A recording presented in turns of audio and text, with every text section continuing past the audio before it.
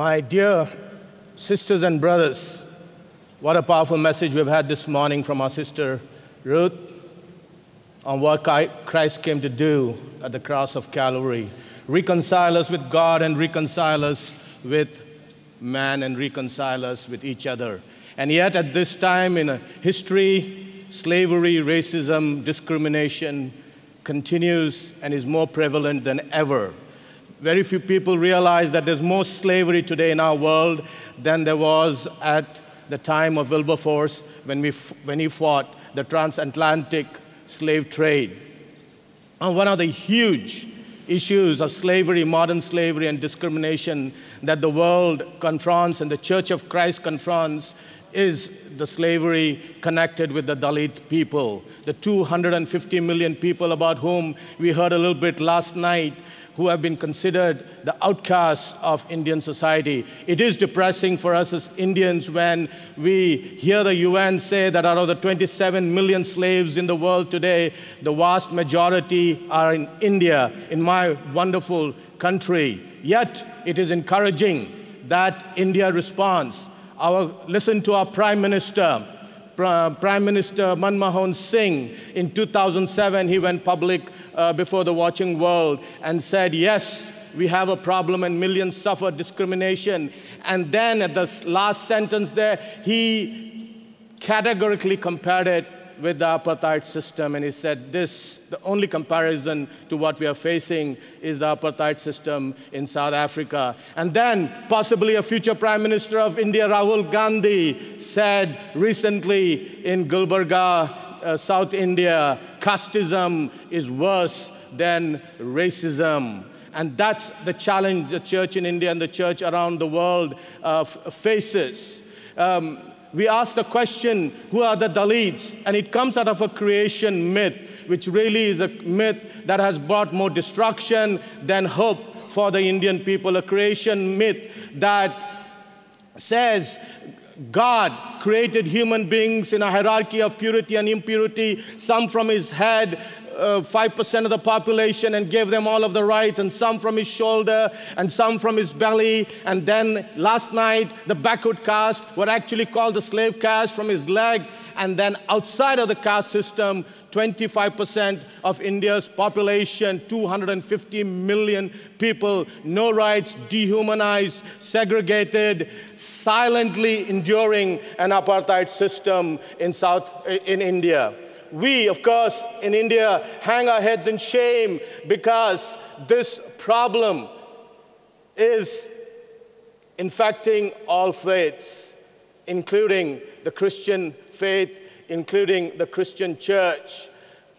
On September the 13th, the BBC did this horrible story, and the pictures of this went worldwide, of a church graveyard in one part of India. On the left side are buried the upper caste Christian, on the right side are buried the Dalit Christians, and dividing them is a wall. Even in death, we observe the caste system. But there is hope, there is great hope, because the Dalits have cried out to the church, to the people worldwide, to the global church. And as the Dalits have cried out, they have asked for specific things. Number one, free our children. Why? Because Dalit slavery begins when they are kids, when they are small. And I remember Dalit leaders telling us 15 years ago, by the time we are 10, 11, 12, 13, it's over. Our kids are brainwashed at home. Parents, to protect their children, will tell them, don't go to that side of the well, don't go to that part of the village. Slavery is bred inside. They go to the school, they face discrimination, they're beaten up. By the time they're 12, 13, many of them are abused. And we are raising a generation of people who have slavery in our heads.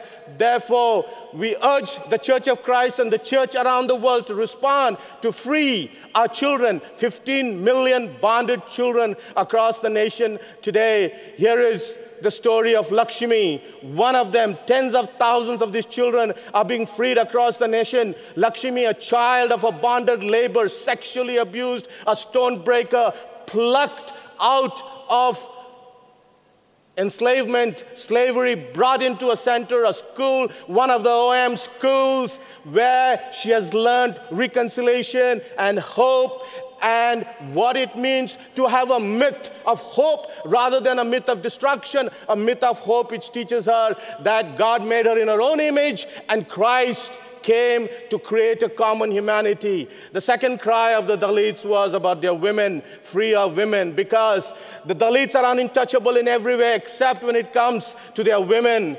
And their women are the ones who are the primary targets of all sexual trafficking going on in India.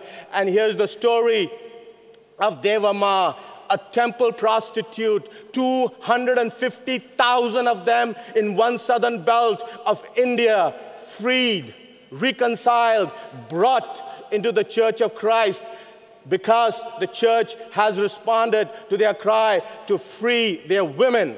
Thirdly, their third cry was, be a voice. There's no question that one of the great issues, moral issues, confronting the church in India and church around the world is the issue of Dalit discrimination. Whenever the gospel has flourished, it has flourished when Christians have done the right thing, the morally courageous thing, and challenged caste, racism, slavery, and the division of human society.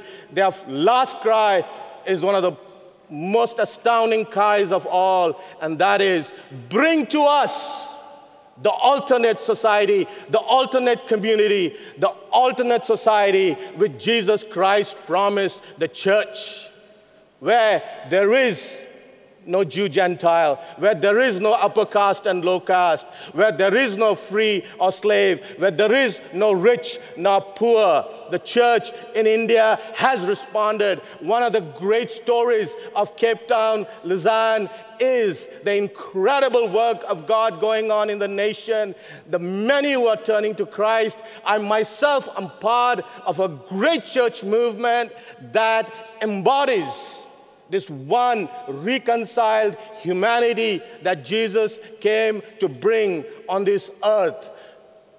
In 1934, Ambedkar, the Martin Luther King of India, said and wrote to the New York Times, nothing but concerted global opinion will bring down the problem of caste and untouchability. I'm here to say to you here at Cape Town, nothing but the concerted opinion and involvement of the global church will bring down human civilization's longest lasting slave system. Thank you.